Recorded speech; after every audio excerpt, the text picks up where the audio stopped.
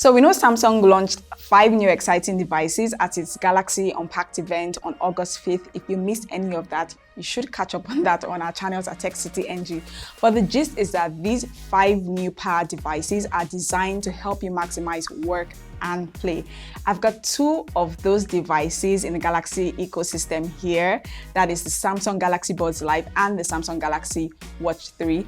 And I'll be taking you through some cool features and just how well they work hand in hand, or in this case, hand in ear. All right, but my focus for today is Galaxy Buds Live, and I'll be reviewing the Galaxy Watch 3 in an accompanying video. So this is the time you subscribe to the channel and hit the notification bell to get notified when that video is up, and all our other tech videos. So if making a statement was a device, it would certainly be this iconic design on the Samsung Galaxy Buds Live. Now I feel like this is what 2020 was supposed to look or feel like: iconic, revolutionary.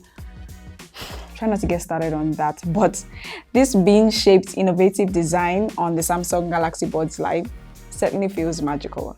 Now, from my point of view, it doesn't feel like an upgrade from Samsung Buds, but in fact, it feels like an entirely new product. Aside this curved bean-shaped setup that takes the shape of your ear, the buds are lightweight plastic. You will literally forget that you have them in your ears, with a shiny polished finish which makes them appear premium and look good when sitting pretty and discreetly in my ear. Which is great as it doesn't get in the way of you rocking your earrings or other piercings. Also, it doesn't get in the way with you rocking them in any hairstyle, whether your hair is let down or in a bun. But we don't just want them to look pretty cool, right? We need them to sound really good, and they sure do. Just so you get an idea of this experience, think of the amazing combo of AKG's expertise, a bigger 12mm speaker as compared to the Galaxy Buds, along with a bass duct.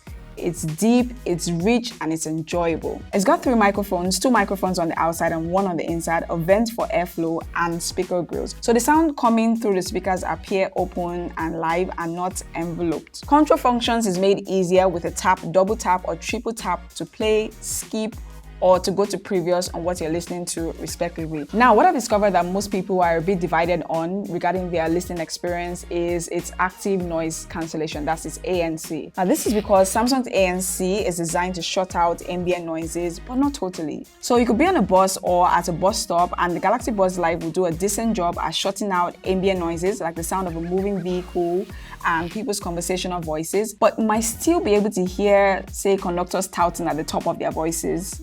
In Lagos, of course. And now, another listening experience is that music sounds clearer and richer at lower volume levels, say 70%, than higher ones. And I figure it's for safety reasons. So while music lovers just want to shut the world out and immerse themselves in their favorite playlist, the makers are all for ensuring that you are aware of your surroundings. I explained the intentionality behind this, which is in line with WHO's Make Listening Safe report in another Samsung ANC earphone review. You should check out that video. Now, in the same vein, the Galaxy Buds Live do a decent job of reducing background noises if you are on a voice call in a noisy area, so that persons on the other side of the call would hear you clearly.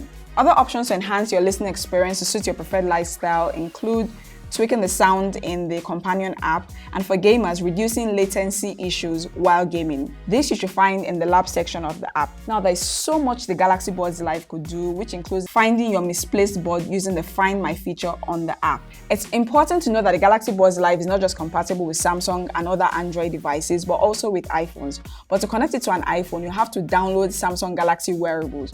Once installed and the buds connected, you have full access to the app. Of course, this review wouldn't be complete if we didn't talk about the cases these buds come in. I mean, what's the Galaxy Buds Live without a shell? The Buds Live sits in a glossy clamshell case that can easily fit in your pocket. You can charge the buds wirelessly on your phone using the Note 10 and S10 series upwards, or via USB-C port round back. And it holds a combined battery life of 20 hours of music playback, while each bud can last for about 5 to 6 hours with active noise cancellation and Bixby turned on. When you have both off, you should get about 27 hours with the case and 8 hours with the earbuds. A 5-minute quick charge in the case, however, should give you an hour of listening time. So you've got long hours of battery time, not only to listen to your favorite music tracks at home or on the move, but during workouts, as these buds are sweat and water splash resistant with IPX2. All of this you get for a price of $170, which is about 80,000 naira if you had to convert that. Here's my verdict on the Samsung Galaxy Buds Live if I have to sort of group this into cons and pros. Number one on the list is my music or listening experience. Okay, so I know Samsung is experimenting with this open and live sound, but I sort of miss, the punchy bass on my Afrobeats tracks. Now, even after tweaking the bass boost on my app, I didn't get to enjoy that as I would using my first generation Galaxy Buds. Another factor to consider is its placement position. It's a one-size-fits-all, and we have varying ear shapes and sizes, and my small ears went through some trials of getting the best fit.